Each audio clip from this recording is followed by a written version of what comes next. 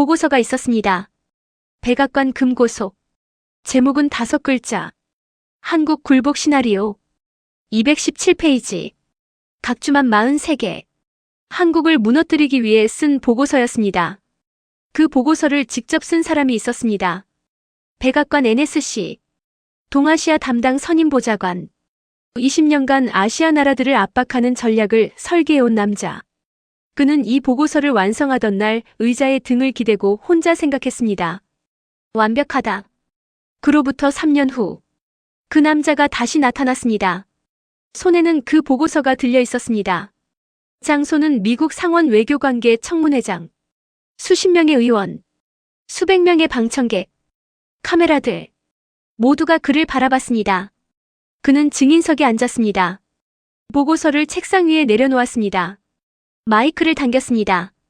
그리고 입을 열었습니다. 이 보고서는 제가 썼습니다. 청문회장이 조용해졌습니다. 숫자는 맞습니다. 논리도 틀리지 않습니다. 짧은 침묵. 하지만 이 보고서는 틀렸습니다. 청문회장이 얼어붙었습니다. 한 의원이 앞으로 몸을 기울였습니다. 지금 본인이 직접 쓴 보고서가 틀렸다고 하십니까? 남자는 고개를 끄덕였습니다. 네. 저는 70년을 계산하지 못했습니다. 10초 동안 아무도 말하지 않았습니다. 카메라 셔터 소리만 들렸습니다. 여러분, 도대체 무슨 일이 있었던 걸까요? 이 남자는 누구입니까? 왜 자기 손으로 쓴 보고서를 자기 손으로 부정했을까요? 그리고 그가 계산하지 못했다는 70년은 무엇이었을까요? 잠깐 먼저 이것부터 말씀드리겠습니다. 이 남자는 한국을 미워한 사람이 아니었습니다. 그는 그냥 숫자로만 세상을 보던 사람이었습니다.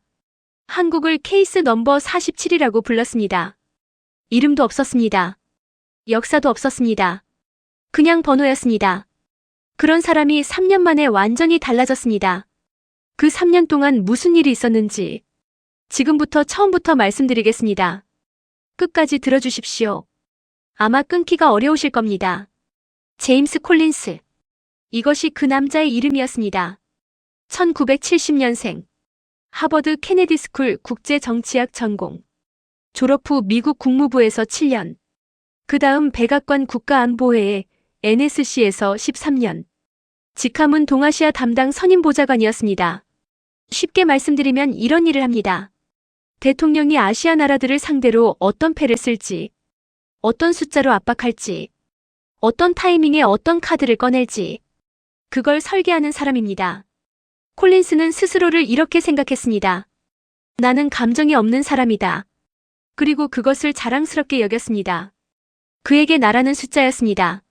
GDP, 군사력 지수, 무역 의존도, 동맹 신뢰도, 대체 가능성. 이 숫자들을 조합하면 그 나라가 얼마나 버틸 수 있는지 나옵니다. 어디를 누르면 무너지는지도 나옵니다. 그것이 그의 일이었습니다. 그리고 그는 20년 동안 단 한 번도 틀린 적이 없다고 믿었습니다. 한국은 그의 파일에서 케이스 넘버 47이었습니다. 이름도 없었습니다. 역사도 없었습니다. 그냥 번호였습니다. 케이스 넘버 47. 2023년 1월. 워싱턴의 겨울은 차가웠습니다. 콜린스는 NSC 동아시아 팀 회의실에 앉아 있었습니다. 창밖으로 회색 하늘이 보였습니다. 회의 주제는 단 하나였습니다. 한국 방위비 분담금 협상. 팀장 마이클 하트가 화이트보드 앞에 섰습니다. 그는 콜린스가 20년간 함께 일한 전략가였습니다. 콜린스, 이번 보고서는 자네가 맡아. 콜린스는 고개를 끄덕였습니다. 새로운 일이 아니었습니다. 이런 보고서를 수십 개 써왔습니다. 하트가 말했습니다. 한국이 얼마나 버틸 수 있는지 계산해줘. 주한미군 없이 한국이 살아남을 수 있는지. 만약 불가능하다면 한국은 어떤 조건이든 받아들일 수밖에 없어. 그 숫자를 찾아내. 콜린스는 메모를 적었습니다. 손이 자동으로 움직였습니다. 항목은 5가지였습니다.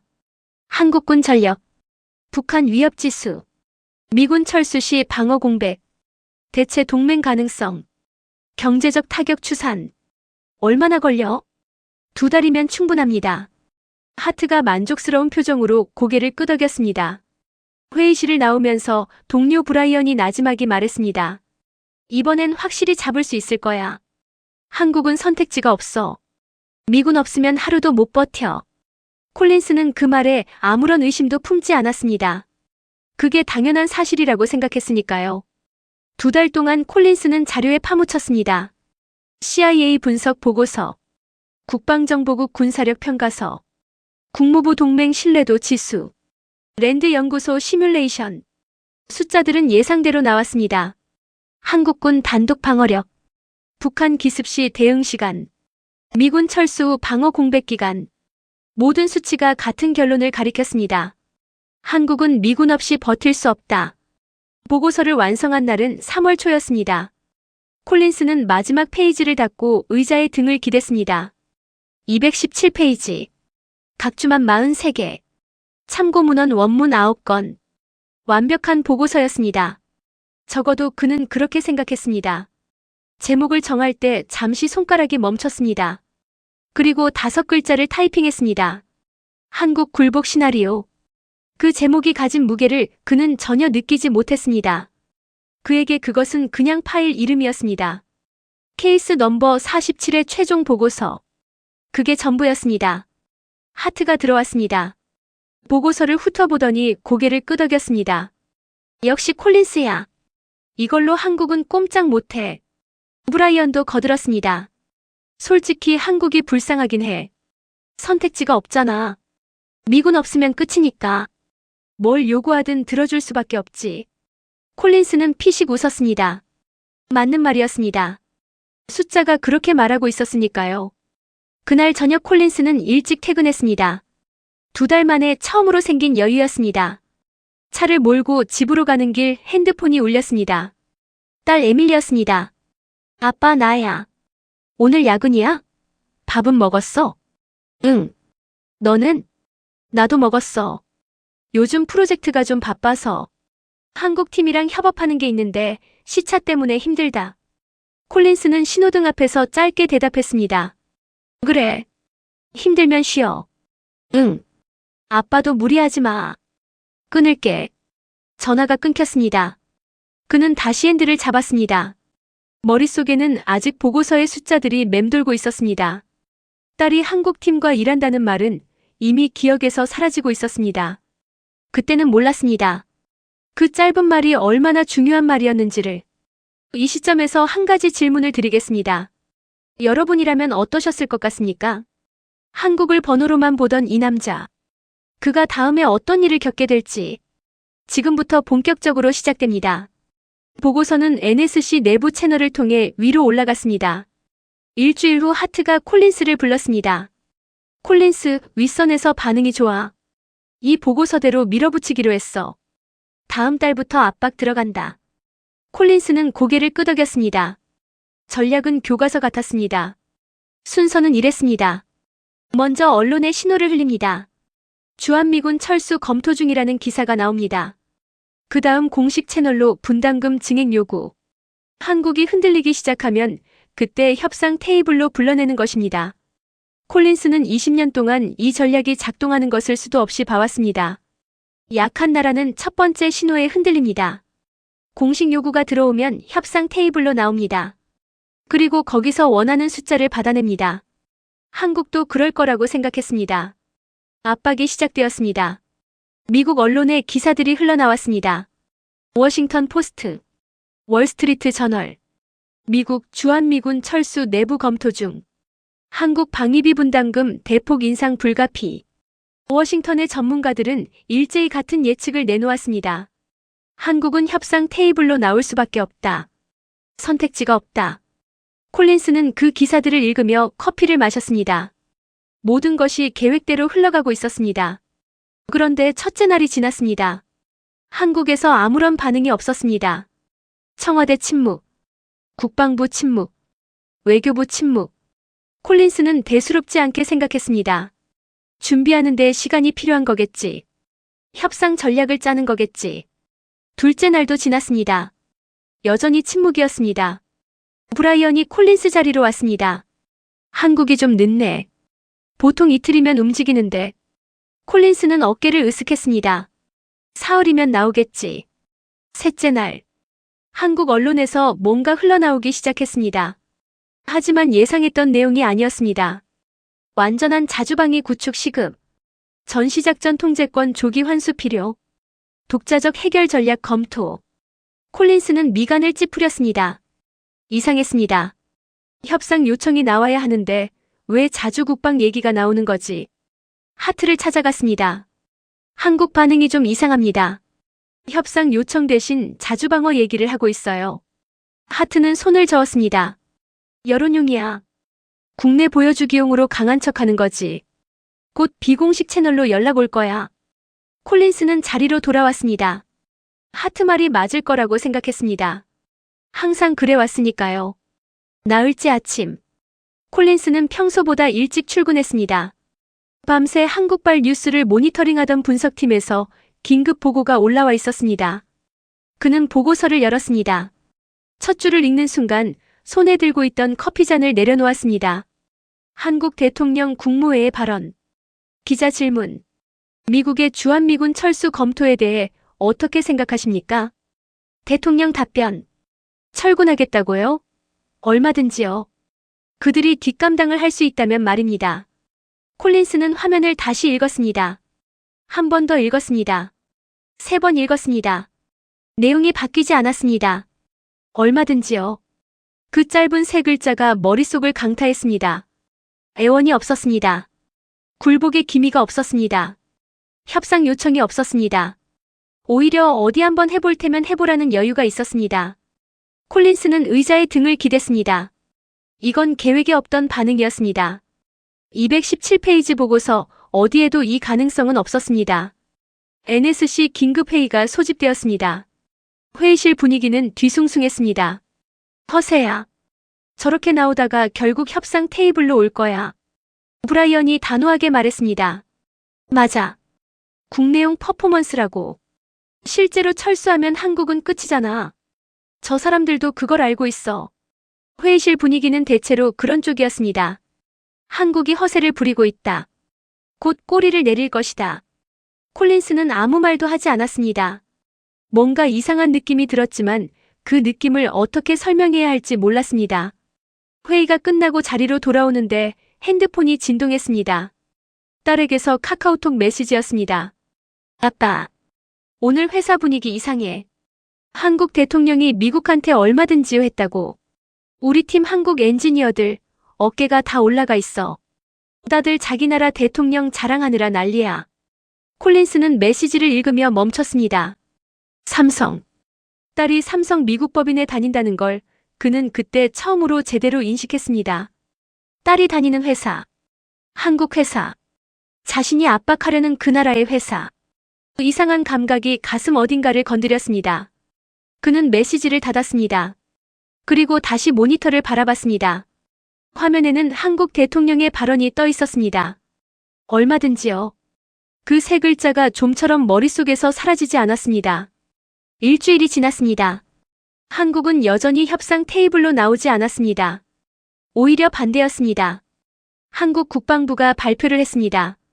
향후 5년간 국방 예산 대폭 증액, 독자 정밀 타격 미사일 전력 조기 확보, 한국형 미사일 방어체계 완성 가속화. 콜린스는 그 발표문을 읽으며 미간을 찌푸렸습니다. 이건 협상 준비가 아니었습니다. 이건 철수 준비였습니다. 브라이언이 왔습니다. 콜린스, 이거 봤어? 한국이 진짜 자주방어로 가려는 거야? 아니면 우리 흔들려는 거야?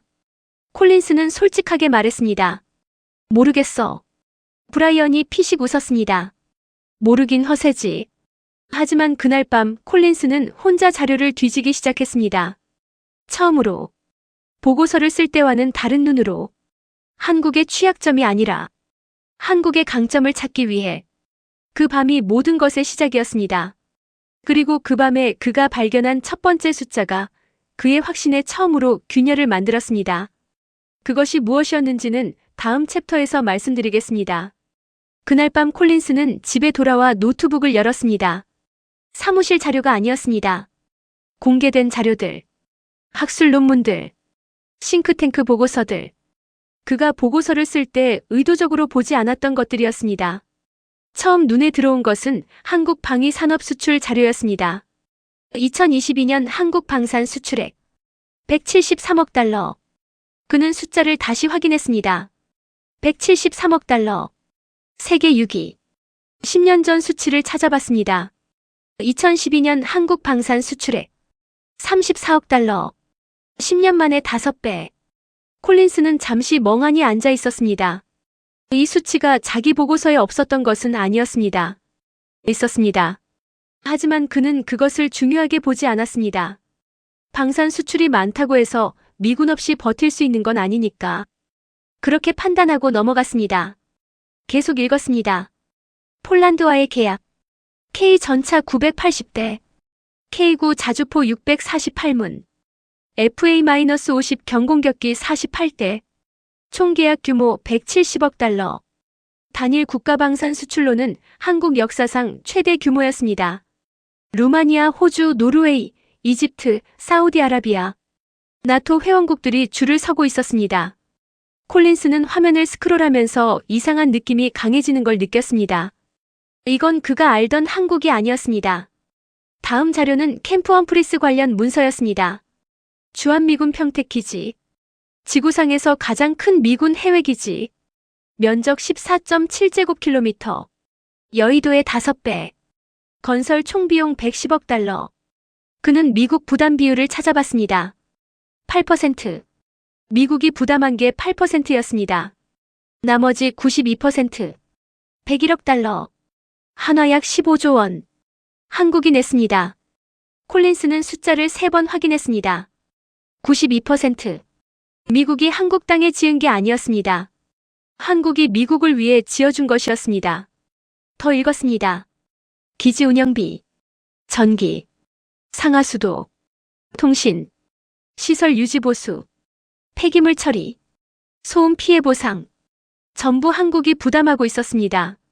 심지어 미군 자녀들이 다니는 국제학교 운영비까지. 콜린스는 의자에서 등을 떼고 앞으로 몸을 숙였습니다.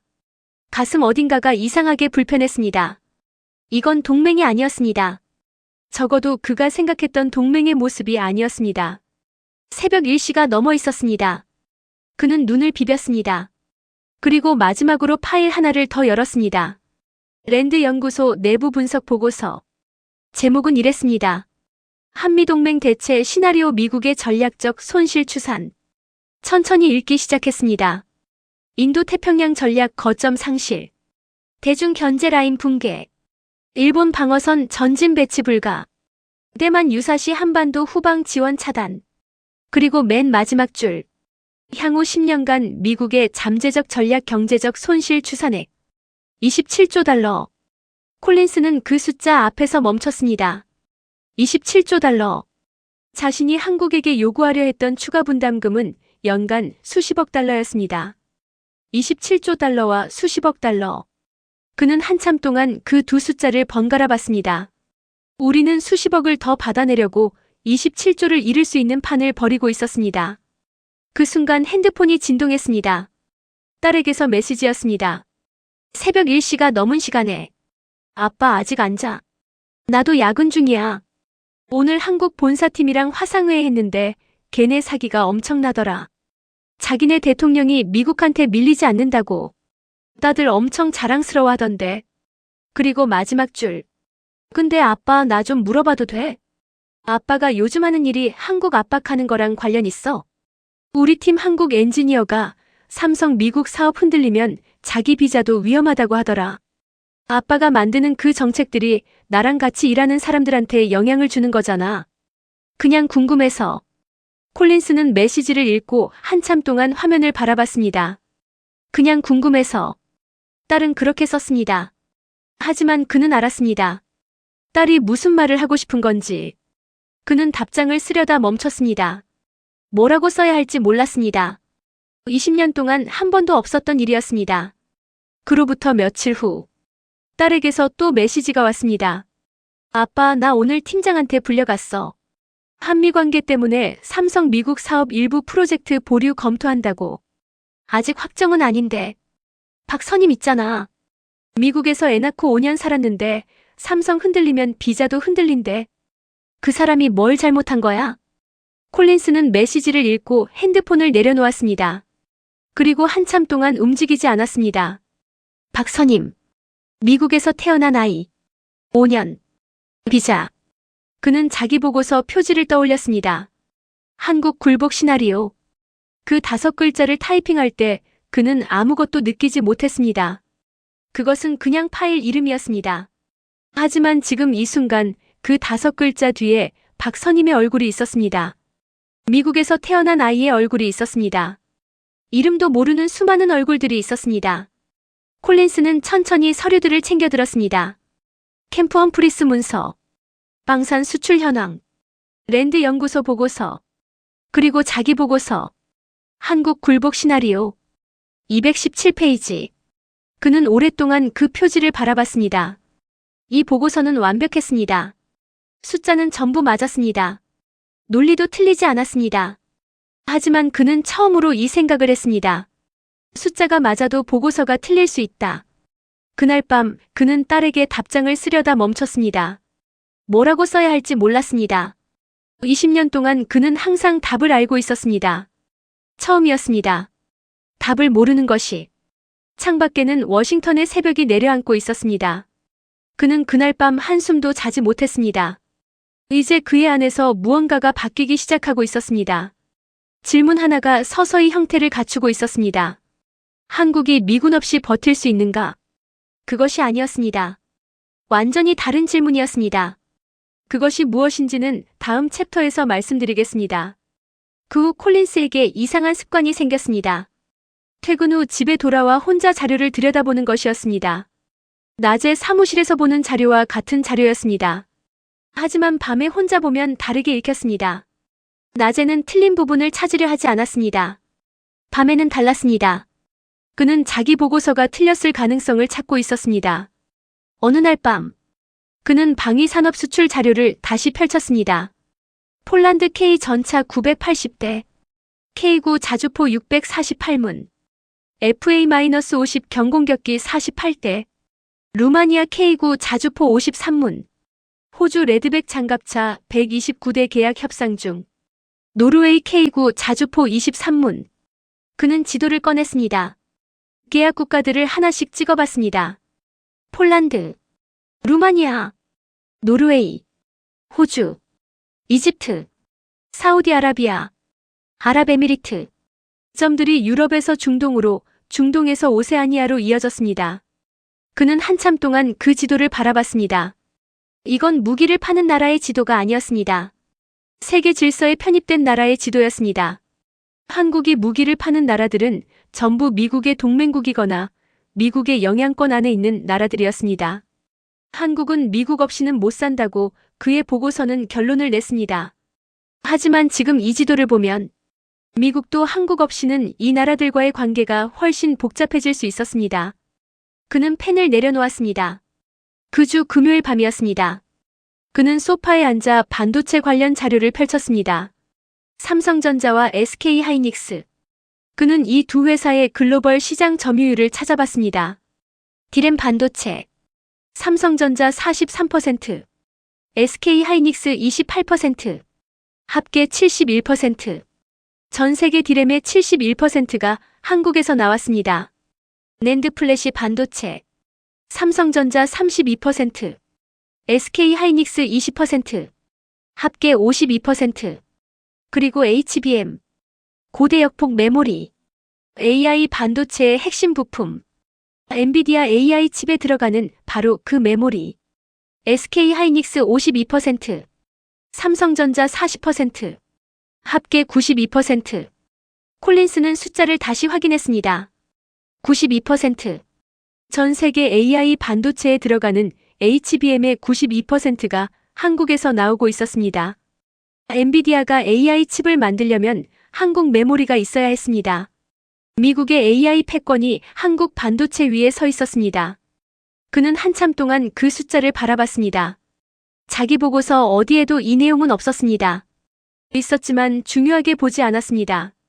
미국이 언제든 대체할 수 있는 것으로 봤습니다. 이제 다시 보니 그게 아니었습니다. 대체할 수 없었습니다. 반도체 공장 하나 짓는데 몇 년이 걸립니다. 기술 인력 양성에는 10년이 걸립니다. 한국이 하루아침에 만든 게 아니었습니다. 수십 년을 쌓아온 것들이었습니다. 다음은 조선업이었습니다. LNG 운반선. 전 세계 수주 점유율. 한국 82%. 미국이 중동과 유럽에 LNG를 수출하려면 그 배가 필요했습니다. 그 배의 82%를 한국이 만들었습니다. 미국의 에너지 외교가 한국 조선소 위에 서 있었습니다. 다음은 배터리였습니다. 전기차 배터리 글로벌 시장. LG에너지 솔루션, 삼성 SDI, SK온. 이 세 회사의 합산 점유율. 글로벌 전기차 배터리 시장의 30% 이상. 미국 전기차 시장에 배터리를 공급하는 주요 공장들. 조지아주, 테네시주, 켄터키주. 전부 한국 기업이 지은 공장들이었습니다. 미국의 친환경 에너지 전환이 한국 배터리 위에 서 있었습니다. 그는 자료를 덮고 의자에 등을 기댔습니다. 반도체, 조선, 배터리, 방산. 이것들은 그의 보고서에도 있었습니다. 하지만 그는 그것들을 한국의 강점으로 보지 않았습니다.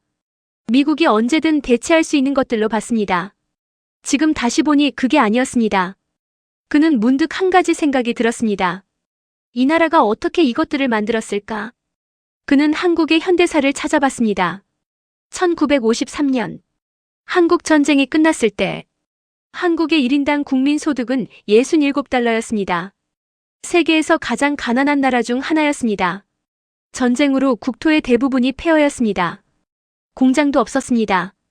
자원도 없었습니다. 기술도 없었습니다.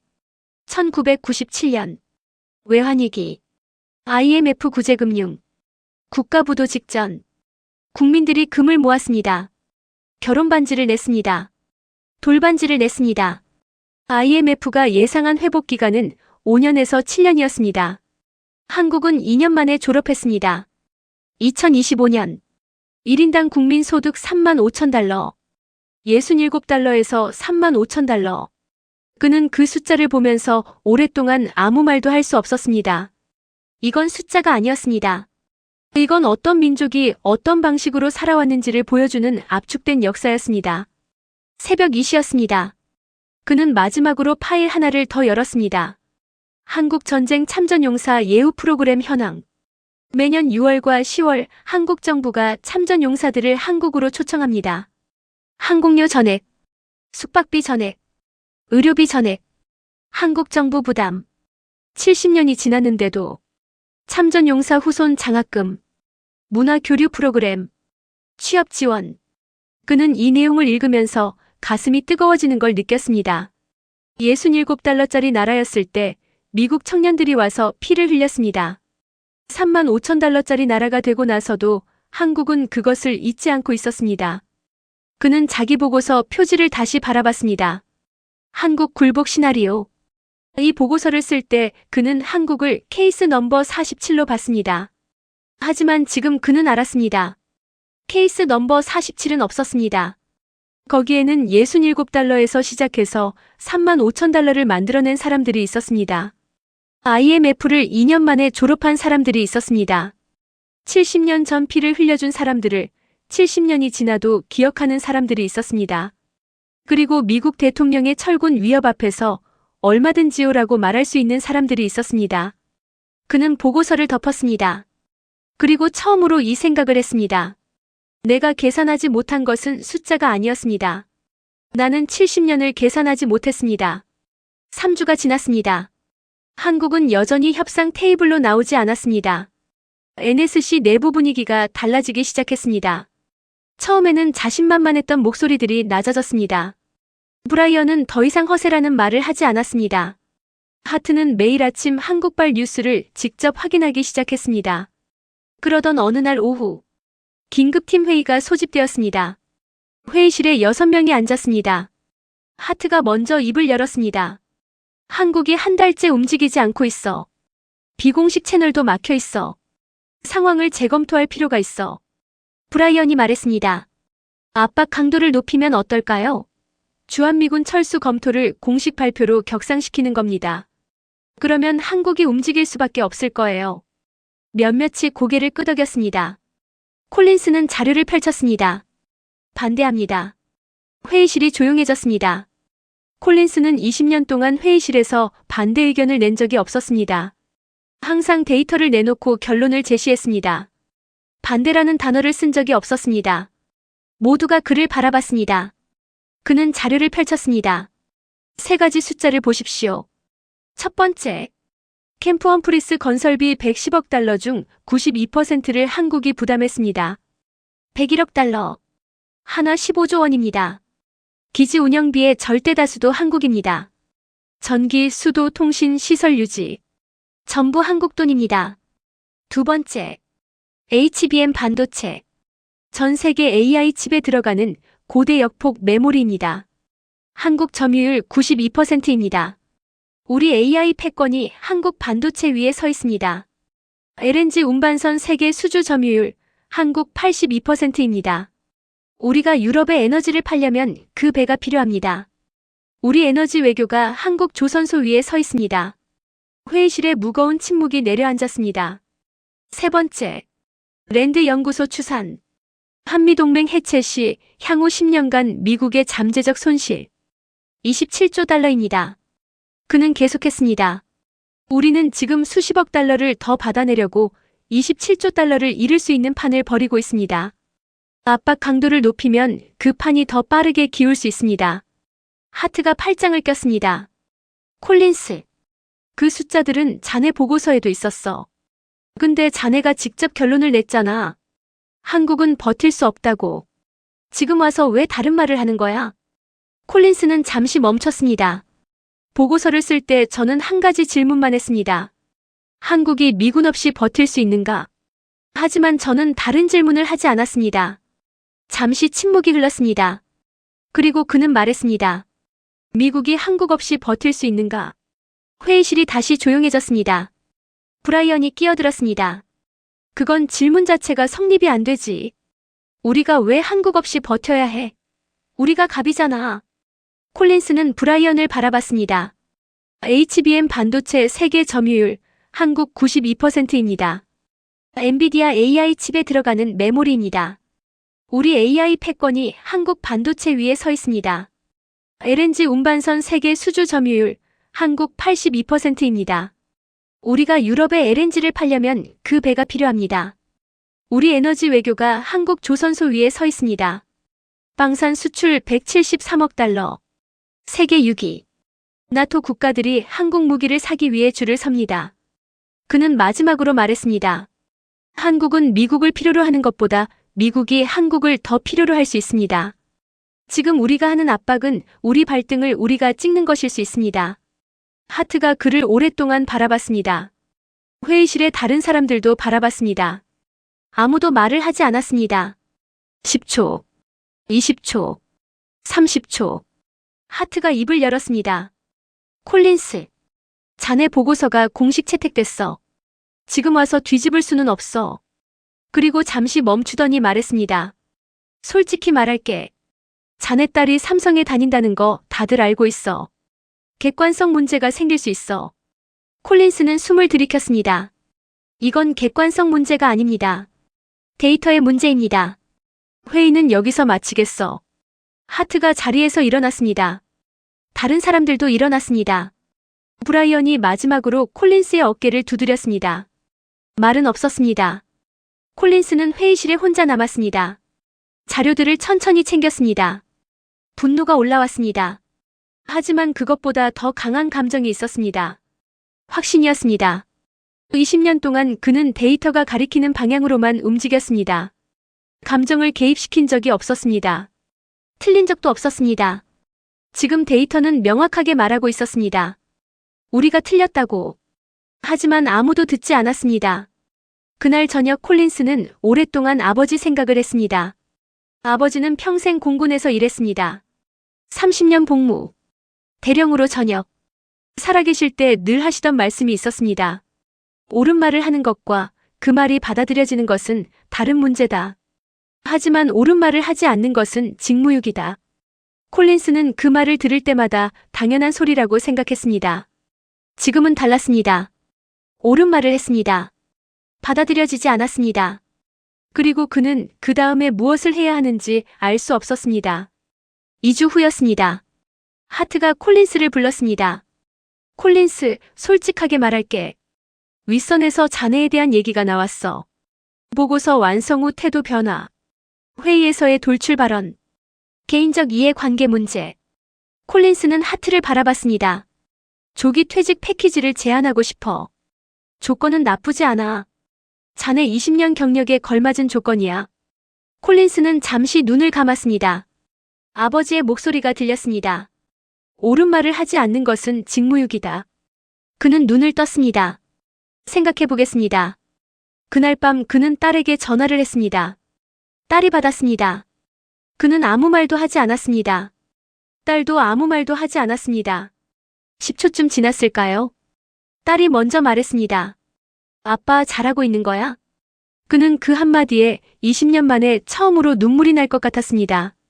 콜린스는 조기 퇴직 패키지를 받아들였습니다. 2023년 가을이었습니다. 20년간 다니던 사무실을 마지막으로 나오던 날. 그는 짐을 담은 박스 하나를 들고 엘리베이터를 탔습니다. 박스 안에는 책 몇 권과 아버지 사진 한 장이 있었습니다. 엘리베이터 문이 닫혔습니다. 아무도 배웅하러 나오지 않았습니다. 브라이언도, 하트도. 처음 몇 달은 아무것도 하지 않았습니다. 아침에 일어나 커피를 마셨습니다.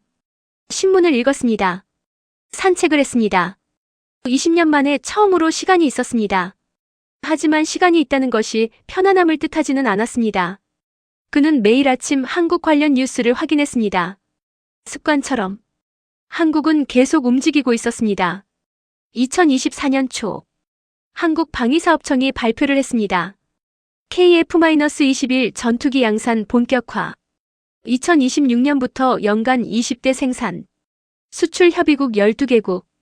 콜린스는 그 기사를 읽으면서 커피잔을 내려놓았습니다. KF-21. 한국이 자체 개발한 전투기였습니다. 4.5세대. 스텔스 기능 일부 적용. 최고 속도 마 1.8. 10년 전만 해도 한국이 전투기를 자체 개발한다는 것은 아무도 진지하게 생각하지 않았습니다. 지금 그 전투기가 양산 단계에 들어갔습니다. 그는 자기 보고서를 떠올렸습니다. 한국의 독자 공군력은 미군 없이 작전 수행 불가. 그렇게 썼습니다. 지금 그 결론이 조금씩 흔들리고 있었습니다. 2024년 여름, 한국 해군이 발표를 했습니다. 경항공모함 건조 사업 착수. 배수량 3만 톤. F-35B 탑재 가능. 2033년 취역 목표. 콜린스는 그 기사를 3번 읽었습니다. 한국 항공모함. 항공모함을 독자 건조할 수 있는 나라는 전 세계 손에 꼽힙니다. 미국, 영국, 프랑스, 중국, 러시아. 그리고 이제 한국. 그의 보고서에는 이런 문장이 있었습니다. 한국 해군은 미 해군 지원 없이 독자적인 해상작전 능력에 한계가 있음. 그는 그 문장을 머릿속에서 지웠습니다. 2024년 하반기. 한국 방산 수출액 역대 최고치 경신. 200억 달러 돌파. 세계 4위. 그는 이 숫자들을 보면서 이상한 감정이 들었습니다. 뿌듯함이었습니다. 한국을 압박하는 보고서를 썼던 사람이 한국의 성장을 보면서 뿌듯함을 느끼고 있었습니다. 이상한 일이었습니다. 하지만 부정할 수 없었습니다. 그러던 어느 날 저녁, 딸이 저녁을 먹으러 왔습니다. 오랜만이었습니다. 두 사람은 오랫동안 말없이 밥을 먹었습니다. 딸이 먼저 말을 꺼냈습니다. 박선임 있잖아. 응. 승진했어. 삼성 미국 법인 팀장 됐어. 애도 잘 크고 있대. 콜린스는 고개를 끄덕였습니다. 잘 됐네. 딸이 그를 바라봤습니다. 아빠 덕분인 것 같아. 아빠가 그때 목소리 냈잖아. 결과적으로 압박이 완화됐으니까. 콜린스는 고개를 저었습니다. 내가 한 게 없어. 묵살당했잖아. 딸이 조용히 말했습니다. 씨앗은 뿌린 거잖아. 콜린스는 그 말을 듣고 한참 동안 아무 말도 하지 못했습니다. 씨앗은 뿌린 거잖아. 2025년이 되었습니다. 콜린스는 조용히 글을 쓰기 시작했습니다. NSC에서 있었던 일들. 보고서를 쓰던 과정. 자신이 계산하지 못했던 것들. 회의실에서 묵살당하던 순간. 공개할 생각은 없었습니다. 그냥 써야 했습니다. 쓰지 않으면 어딘가 막혀있는 것 같은 느낌이 들었습니다. 그해 가을, 트럼프 대통령이 다시 한국 방위비 문제를 꺼냈습니다. 주한미군 철수 검토, 분담금 10배 증액 요구. 그는 그 뉴스를 보면서 2년 전 자신이 설계했던 압박 전략을 떠올렸습니다. 똑같은 패턴이었습니다. 그리고 한국의 반응도 나왔습니다. 얼마든지요. 그들이 뒷감당을 할 수 있다면. 콜린스는 그 문장을 읽으면서 혼자 웃었습니다. 2년 전 자신이 그 가능성을 보고서에 넣었더라면 아무도 믿지 않았겠지요. 하지만 그는 알았습니다. 이것이 허세가 아니라는 것을. 한국은 정말로 그럴 수 있는 나라가 되어 있었습니다. 그날 밤 그는 서랍을 열었습니다. 반으로 접힌 보고서가 있었습니다. 한국 굴복 시나리오 217페이지. 그는 그것을 꺼내 책상 위에 올려놓았습니다. 한참 동안 표지를 바라봤습니다. 그때 핸드폰이 울렸습니다. 모르는 번호였습니다. 콜린스 씨입니까? 저는 버지니아주 상원의원실 보좌관입니다. 의원님께서 콜린스 씨를 찾고 계십니다. 상원 외교관계 청문회 증인으로 출석해 주실 수 있으십니까? 콜린스는 잠시 눈을 감았습니다. 책상 위에 놓인 보고서가 보였습니다. 한국 굴복 시나리오. 그는 눈을 떴습니다. 알겠습니다. 전화를 끊고 그는 보고서를 집어들었습니다. 서재로 갔습니다. 아버지 사진 앞에 잠시 섰습니다. 옳은 말을 하지 않는 것은 직무유기다. 그는 나지막이 말했습니다. 늦었지만 이제 합니다. 2026년 3월 워싱턴 DC 러셀 빌딩 318호 상원 외교관계 청문회장. 콜린스는 증인 대기실에 앉아 있었습니다. 손에는 보고서가 들려 있었습니다. 한국 굴복 시나리오 217페이지. 3년 전 그가 직접 쓴 보고서였습니다. 그는 표지를 바라봤습니다. 손가락으로 그 5글자를 천천히 짚었습니다. 한국 굴복 시나리오. 이것을 들고 저 안으로 들어가야 했습니다. 문이 열렸습니다. 보좌관이 고개를 내밀었습니다. 콜린스 씨, 들어오시죠. 그는 자리에서 일어났습니다. 청문회장 문을 열고 들어서는 순간 수십 개의 시선이 그를 향했습니다. 상원의원들이 앞쪽 높은 자리에 앉아 있었습니다. 취재진이 양쪽에 늘어서 있었습니다. 방청석에는 사람들이 가득했습니다. 그는 증인석으로 걸어갔습니다. 걸으면서 방청석을 한번 훑었습니다. 딸이 보였습니다. 앞줄에서 3번째 자리. 그와 눈이 마주쳤습니다. 딸이 작게 고개를 끄덕였습니다.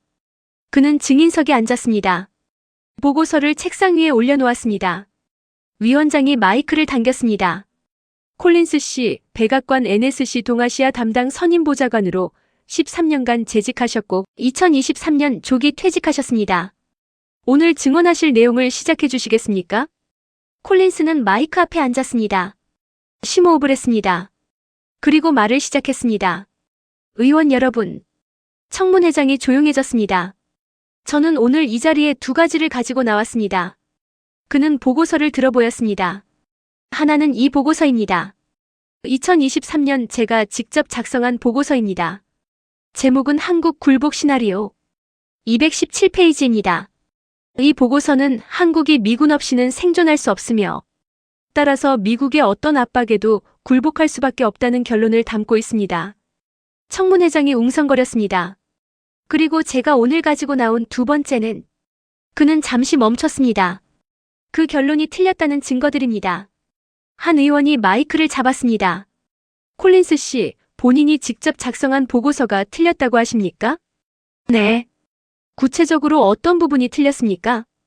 콜린스는 자료를 펼쳤습니다. 3가지입니다. 첫 번째, 저는 보고서에서 잘못된 질문을 했습니다. 저는 한국이 미군 없이 버틸 수 있는가를 물었습니다. 하지만 저는 미국이 한국 없이 버틸 수 있는가는 묻지 않았습니다. 청문회장이 조용해졌습니다. 캠프 험프리스.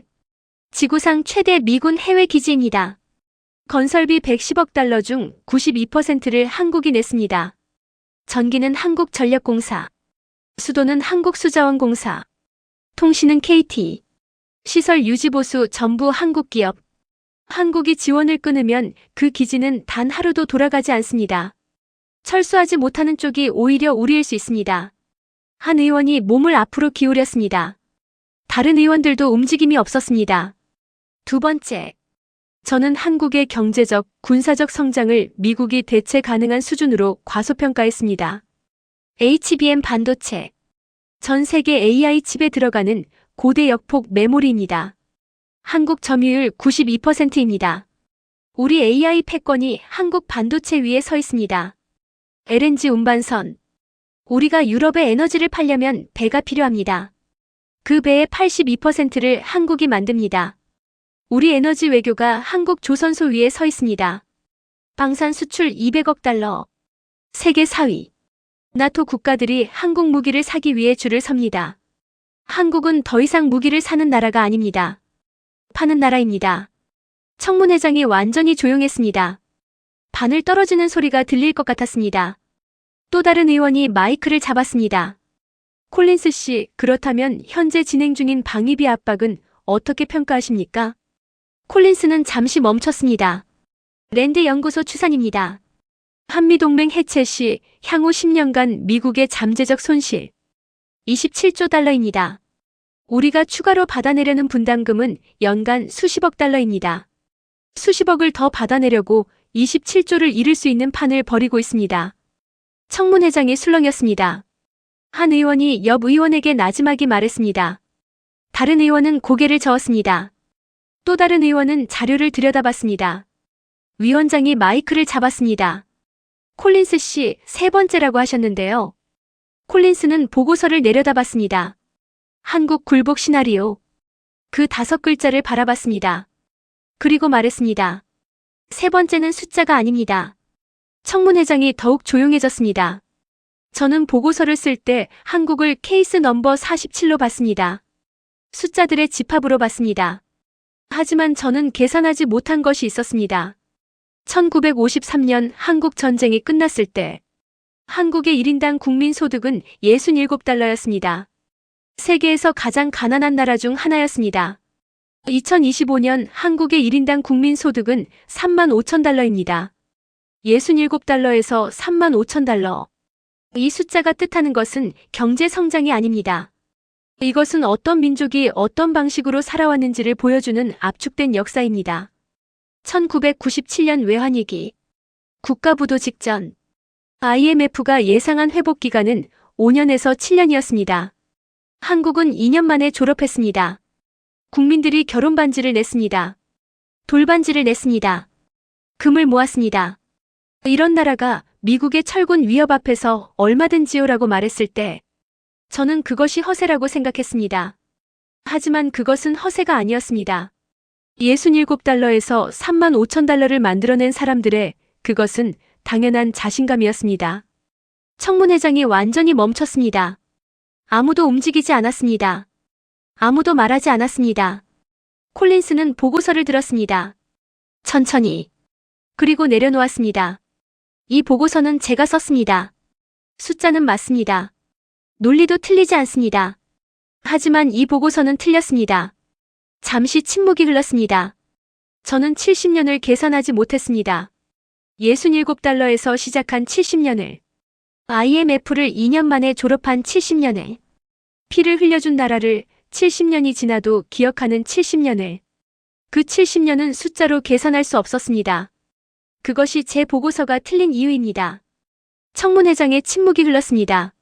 5초, 10초, 20초. 그리고 방청석에서 박수가 터졌습니다. 처음에는 한 사람이었습니다. 그 다음 2사람.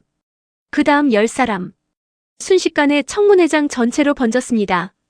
콜린스는 방청석을 바라봤습니다. 딸이 보였습니다. 박수를 치고 있었습니다. 눈가가 젖어 있었습니다. 그도 눈물이 날 것 같았습니다. 꼭 참았습니다. 하지만 참을 수가 없었습니다. 위원장이 의사봉을 두드렸습니다. 청문회장이 다시 조용해졌습니다. 콜린스 씨, 마지막으로 하실 말씀이 있으십니까? 그는 마이크를 바라봤습니다. 그리고 말했습니다. 한 가지만 드리겠습니다. 진정한 동맹은 숫자로 만들어지지 않습니다. 70년 전 이 나라의 청년들이 지구 반대편 낯선 땅에서 피를 흘렸습니다. 돈 때문이 아니었습니다. 이념과 신념 때문이었습니다. 그 나라는 70년이 지나도 그것을 잊지 않았습니다. 우리는 지금 그 나라에게 숫자를 요구하고 있습니다. 저는 그것이 잘못되었다고 생각합니다. 잠시 멈췄습니다. 우리가 잃어버린 것은 돈이 아닙니다. 우리가 잃어버릴 수 있는 것은 70년의 신뢰입니다. 그 신뢰의 가격은 27조 달러보다 높습니다. 청문회장에 다시 박수가 터졌습니다. 이번에는 의원석에서도 박수 소리가 났습니다. 콜린스는 보고서를 집어들었습니다. 그리고 천천히 반으로 접었습니다. 다시 반으로 접었습니다. 그리고 내려놓았습니다. 찢지 않았습니다. 찢을 필요가 없었습니다.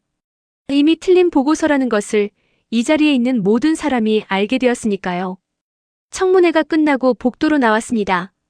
취재진이 몰려들었습니다. 그는 아무 말도 하지 않았습니다. 한 가지만 말했습니다. 저는 할 말을 다 했습니다. 그날 저녁 뉴스가 터졌습니다.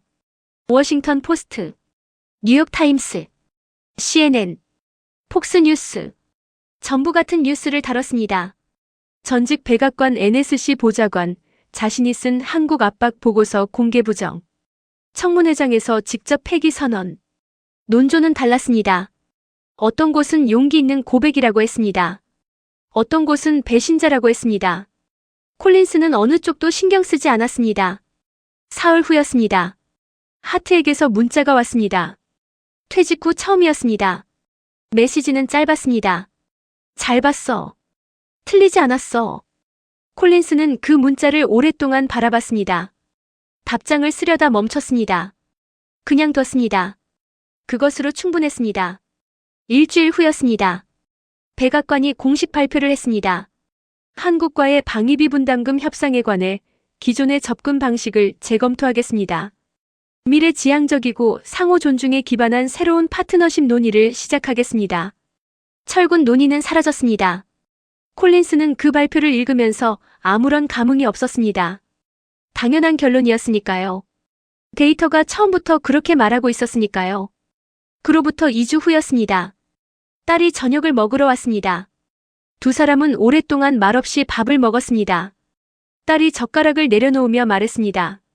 박 선임이 아빠한테 감사하다고 했어. 콜린스는 고개를 저었습니다. 내가 한 게 없어. 아빠. 딸이 그를 바라봤습니다. 그 사람이 나한테 이런 말했어. 한국 사람들이 대통령 믿고 얼마든지 할 수 있었던 건 결국 한국이 그만큼 강해졌기 때문이라고. 근데 그게 하루아침에 된 게 아니잖아. 할아버지 세대가 맨손으로 일어섰고, 아버지 세대가 외환위기를 버텼고, 우리 세대가 그걸 이어받은 거라고. 그래서 자기는 한국 사람인 게 자랑스럽다고. 콜린스는 밥을 먹다 멈췄습니다. 딸이 계속 말했습니다. 나는 그 말 듣고 이런 생각이 들었어. 아빠가 70년을 계산 못했다고 했잖아. 근데 그 70년을 만든 건 결국 사람이잖아. 숫자 뒤에 있는 사람들. 콜린스는 아무 말도 하지 못했습니다. 숫자 뒤에 있는 사람들. 청문회장에서 그가 한 말이었습니다. 딸이 그것을 기억하고 있었습니다. 그날 밤 콜린스는 서재에 앉았습니다. 서랍을 열었습니다. 반으로 접힌 보고서가 있었습니다. 한국 굴복 시나리오. 그는 그것을 꺼내 책상 위에 펼쳤습니다. 217페이지. 첫 페이지를 폈습니다. 빈칸에 펜을 들었습니다. 그리고 썼습니다. 이 보고서는 숫자는 맞지만 틀렸다. 나는 70년을 계산하지 못했다. 서명을 했습니다. 날짜를 적었습니다. 2026년 3월. 그리고 보고서를 덮었습니다. 아버지 사진을 바라봤습니다. 옳은 말을 하지 않는 것은 직무유기다. 그는 나지막이 말했습니다. 늦었지만 했습니다. 창밖에 봄이 오고 있었습니다. 워싱턴에 벚꽃이 피기 시작했습니다. 그는 오랫동안 그것을 바라봤습니다. 벚꽃. 한국에도 벚꽃이 피는 계절이 되었겠구나. 67달러에서 시작한 나라. IMF를 2년 만에 졸업한 나라. 70년 전 피를 흘려준 사람들을 아직도 기억하는 나라. 미국 대통령의 철군 위협 앞에서 얼마든지 오라고 말한 나라. 그 나라의 봄도 지금 시작되고 있겠구나. 그는 오랫동안 창밖을 바라봤습니다. 그리고 처음으로 오래된 짐을 내려놓은 사람처럼 조용히 눈을 감았습니다. 여러분, 오늘 이야기 어떠셨습니까? 저는 이 이야기를 전하면서 한 가지 생각을 했습니다. 제임스 콜린스가 계산하지 못한 70년. 그 70년은 어디서 왔을까요?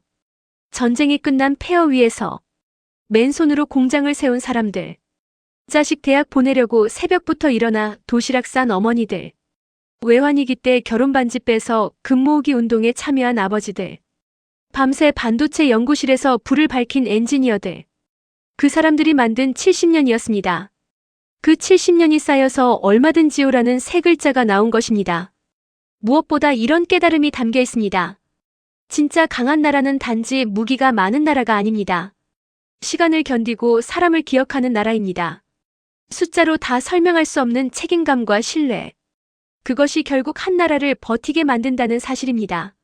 한 나라의 당당함은 하루아침에 만들어지지 않습니다. 수십 년을 쌓아온 사람들의 땀과 눈물. 그것이 그 당당함의 뿌리입니다. 그리고 콜린스가 늦게나마 깨달은 것은 이것입니다. 가장 차가운 계산이 가장 뜨거운 진실 앞에서 무너질 수 있다는 것. 숫자는 맞아도 사람을 빼면 보고서는 틀릴 수 있다는 것. 우리가 어떤 나라에서 왔는지, 우리의 부모와 조부모가 어떤 사람들이었는지, 오늘 이 이야기가 그것을 다시 한번 떠올리게 해드렸으면 합니다. 오늘 이야기가 마음에 드셨다면 댓글에 대한민국 파이팅 남겨주세요. 구독과 좋아요는 이런 이야기를 계속 만드는데 큰 힘이 됩니다. 내일도 여러분 가슴에 오래 남을 놀라운 이야기로 찾아뵙겠습니다. 감사합니다.